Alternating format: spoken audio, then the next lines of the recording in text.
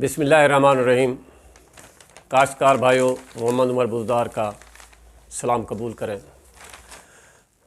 काश्तकार भाइयों, आपको पता है कि हमें ज़िंदा रहने के लिए मुतवाज़न खुराक की ज़रूरत होती है और ये मुतवाज़न खुराक हमें जहाँ तक अजनास से मिलती है, वहाँ साथ साथ सब्जियों, दाल और फलों और गोश्त से भी हासिल की जा सकती है।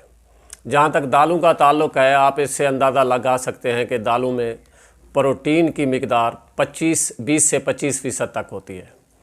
तो इस सिलसिले में जहाँ हमारी आबादी बढ़ रही है, वहाँ हम गोश्त की ज़रूरियात भी पूरी करने से कासिर हैं। तो सारा बर्डन हमारी फसलों यानी पल्सेस पे, दालों पे पड़ता है। तो आज हम एक अहम फसल जिसका ताल्लुक़ पल्सेस से है, दालों से है, मूंग, बहारिया मूंग के मुतालिक आपसे बात करेंगे, जिसमें इसकी काश्त है, इसकी बीज की सिलेक्शन है, इसको फर्टिलाइज़र कितना ज़रूरत है या इसकी वैरायटीज़ कौन कौन सी हैं, इस बारे में हम आपसे गुजारिश करेंगे। सबसे पहले इसकी ज़मीन की जो तैयारी है या कौन सी ज़मीन होनी चाहिए इसकी काश्त के लिए या कौन सा मौसम होना चाहिए।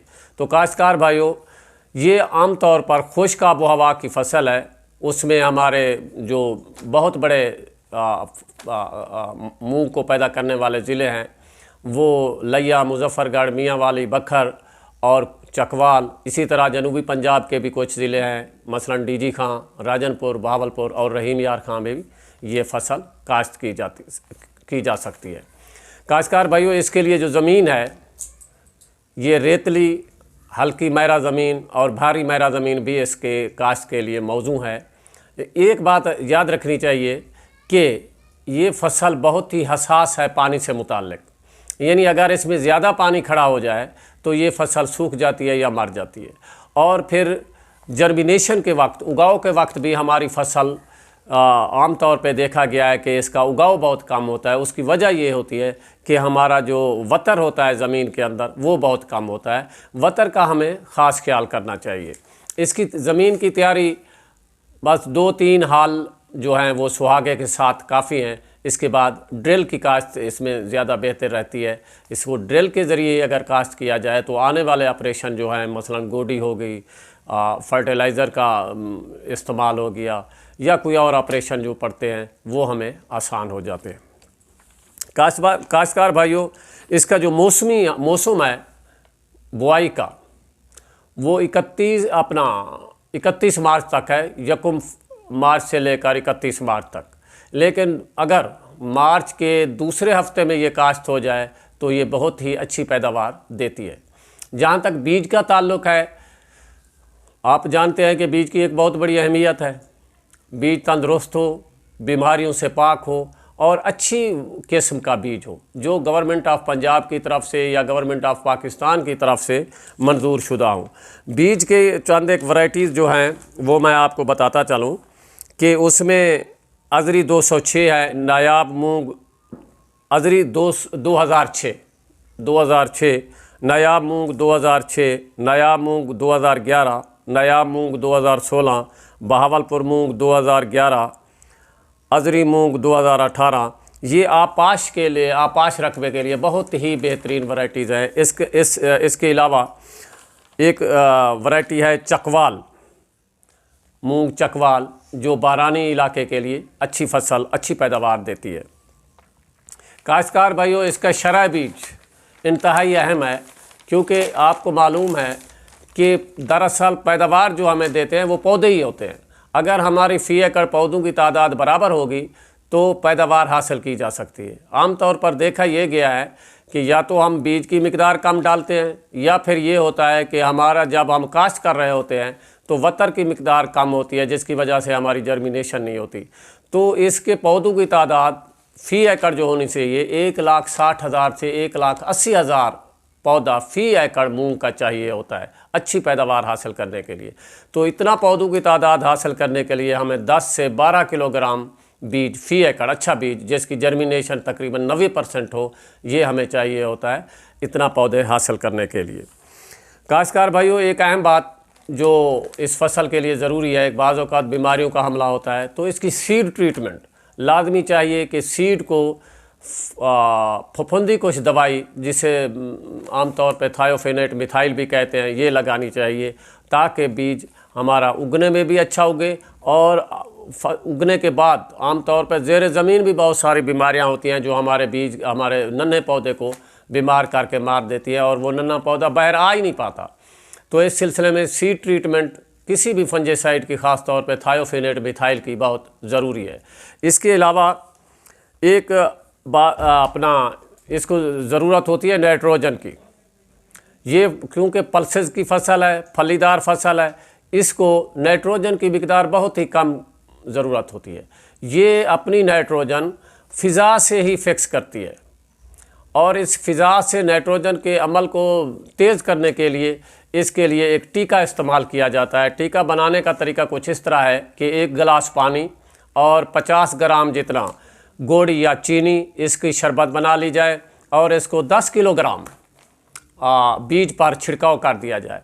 इसके बाद जो टीका है इसका अयूब ज़राई तहकीकाती मरकज़ फैसलाबाद, निबजी फैसलाबाद, नायाब फैसलाबाद से मिलता है। वो भी इसके साथ मिला के बीज के साथ अच्छी तरह मिला दिया जाए और बीज को फिर सायादार जगह पर खुश्क किया जाए।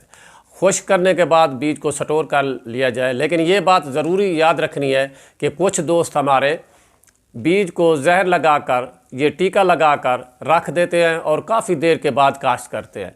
इस तरह इस बीज की जो टीके की अफादियत है वो कम पड़ जाती है। इसलिए बीज को इतना ज़्यादा देर तक नहीं रखना चाहिए, फ़ौरन ही काश्त कर लेने चाहिए 1-2 दिन के अंदर अंदर।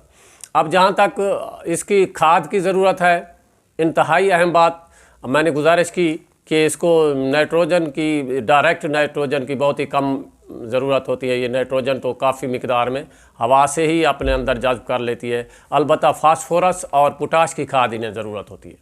फास्फोरस की खाद और पोटाश की खाद से इनकी अहमियत को कतई नज़रअंदाज नहीं करना चाहिए, क्योंकि फास्फोरस ही होती है जो हमारे पौधे की जड़ों को और पौधे को तंदुरुस्त रखती है और फल बनाने में भी मदद करती है, फल की भराई में भी मदद करती है।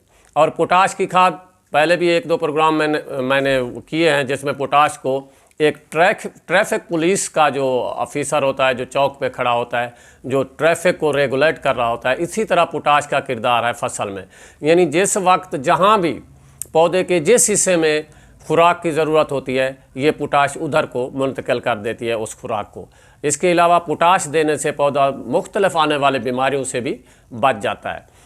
जहाँ तक तरीक़ा काश्त है, इस फसल को ड्रिल के ज़रिए काश्त किया जाए और बीज की गहराई जो है वो 2 से 2.5 इंच तक होनी चाहिए और कतार से फासला जो है वो 1 फुट और पौधे से पौधे का फासला 3 से 4 इंच तक होना चाहिए। गहराई 2 से 2.5 इंच काफ़ी है, कतार से कतार का फासला 1 फुट और पौधे से पौधे का फासला 3 से 4 इंच काफ़ी है, जिससे हम पौधों की तादाद खेत में पूरी कर सकते हैं। तो काश्तकार भाइयों, इसको समेटते हैं। गुजारिश ये है कि बीज का अच्छा इंतखाब करें, वैरायटीज़ वो इंतखाब करें जैसे महकमे ने रिकमेंड की हुई हैं, गवर्नमेंट ऑफ पंजाब ने। और जिन इलाकों में आपने काश्त करनी है उसकी अच्छे तरीके से मनसूबाबंदी कर लें। वहाँ वतर का इंतज़ाम, वतर खुश्क ज़्यादा ना हो ताकि जर्मिनेशन अच्छी हो जाए, पौधों की तादाद पूरी हो जाए। तो बाकी जो मराहल हैं हमारे आगे, फिर मैं आपसे गुजारिश करूँगा कि पोटाश और फास्फोरस की खादें बावक्त बिजाई इस्तेमाल करें ताकि पौधा उनको आसानी से ले सके। एक और गुजारिश कि हमारे इस चैनल को आप सब्सक्राइब भी करें, अपने दूसरे दोस्तों को भी बताएं। और मैं अपना नंबर दूंगा इसमें, जो व्हाट्सअप नंबर है मेरा। अगर किसी दोस्त को इस फसल के मुतालिक या किसी फसल से मुतालिक कोई मसला हो तो वो मुझसे डायरेक्ट पूछ सकता है। बाकी जो इसके मूंगफली के आगे वाले ऑपरेशन है, जड़ी बूटियों का कंट्रोल, पानी की ज़रूरियात, वो इंशाअल्लाह हम अगली वीडियो में अपलोड करेंगे। बड़ी मेहरबानी। अल्लाह आपको अपने अमान में रखे। खुदा हाफिज़।